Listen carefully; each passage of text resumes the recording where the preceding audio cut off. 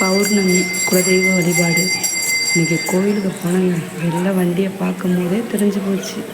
இன்றைக்கி கோயிலில் செம்ம கூட்டம்னு பாருங்க, எவ்வளோ வண்டி நிற்கிறாங்க.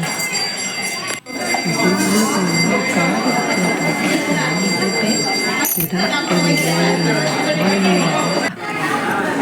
போய் முதற்கணக்கு தரிசனம் பண்ணிட்டு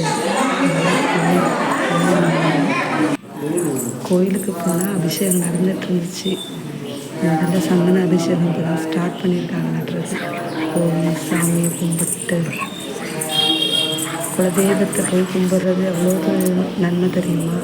மறுபடி பால் அபிஷேகம். பௌர்ணமிக்கு குலதெய்வம் கோயிலுக்கு போகிறது அவ்வளோ நன்மை. பால் அபிஷேகத்தையும் பார்த்துட்டு அப்படியே அம்மன் அலங்காரத்தோடு அவ்வளோ ஒரு அழகாக இருந்தார். அவ்வளோ அழகையும் பார்த்து ரசித்த அபிஷேகம்லாம் முடிஞ்சிச்சு. அவ்வளோ அலங்காரத்தை பார்த்துட்டு சாமியை கும்பிட்டு அப்படியே கிளம்பி பாருங்க அவ்வளோ கூட்டம். பௌர்ணமி